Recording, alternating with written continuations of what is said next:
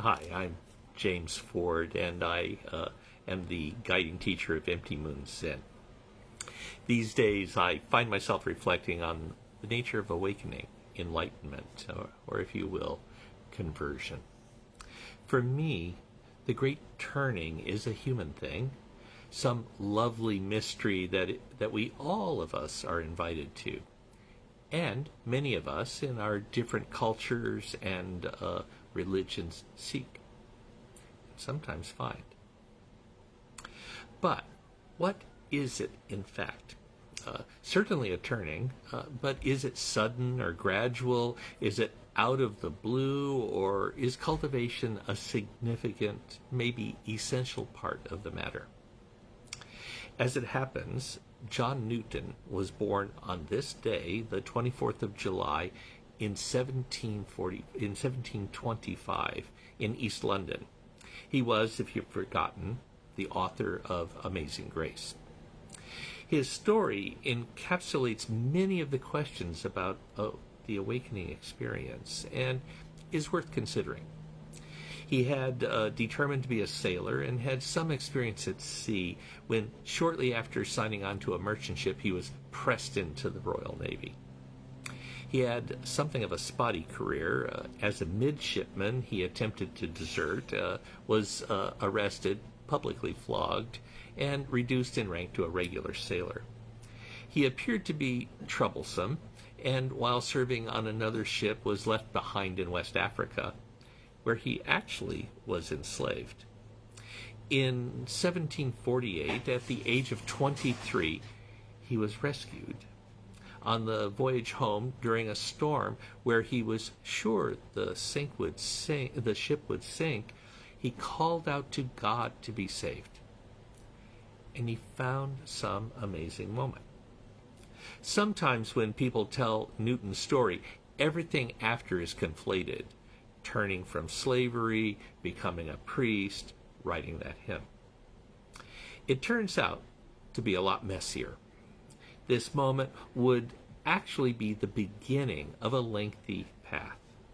He stopped drinking and swearing and gambling, generally beginning a process of rehabilitation. Notably, however, he continued to work in the slave trade. He even rose to be captain of 3 slave voyages. After suffering a stroke at 29, he retired from the sea, but he also continued to invest in that slave trade. There was an awakening, but it was personal, private, and missing a terribly important part.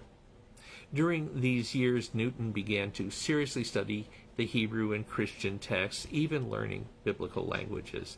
He began preaching in evangelical churches while applying for ordination within the Church of England. In 1764, he was ordained deacon, and the same year was ordained priest. He became a popular preacher with a following among both nonconformist community as well as within the established church. It is noted how his counsel to a young parliamentarian, William Wilberforce, was a turning point in Wilberforce's remaining in Parliament. And he would become, of course, it's critical to note, the leader of the abolitionist movement in England.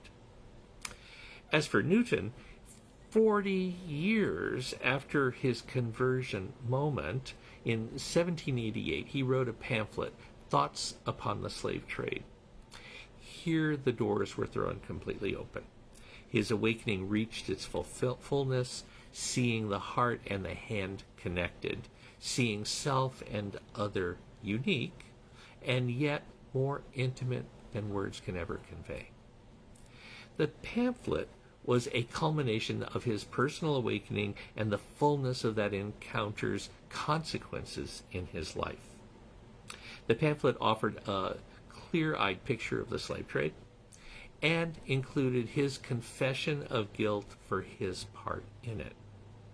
He frankly asserted that the years after he believed he had converted to Christianity, but during which time he continued as a slaver and then invested in slavery, proved his conversion was false. I don't think false, but I also believe his owning the hypocrisy of his heart and his pocketbook at such horrific cost to others terribly important. In the Zen Way, we speak of the fox koan.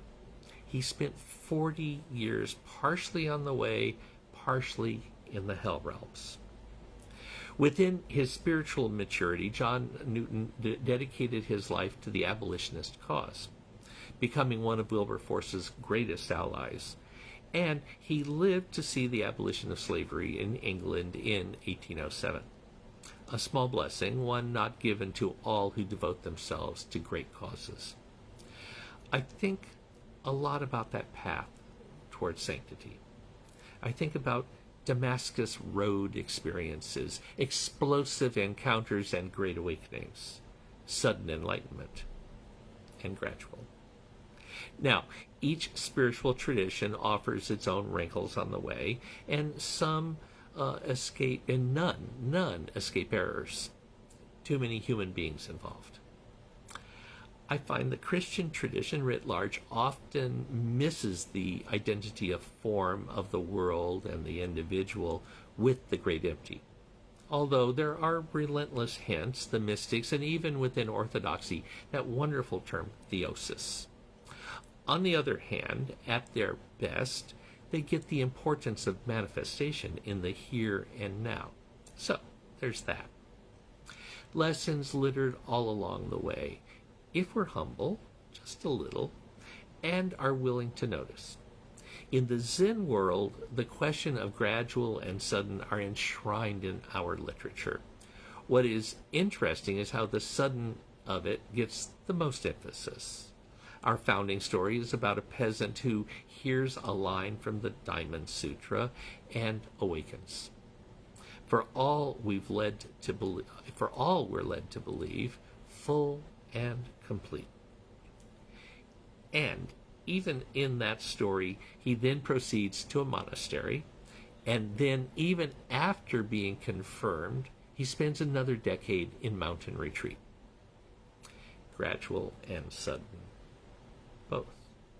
A lifetime along the way, small graces and large, but together the eruption of the universe into a person over what we perceive as a beginning and an end, but in reality something rather more mysterious.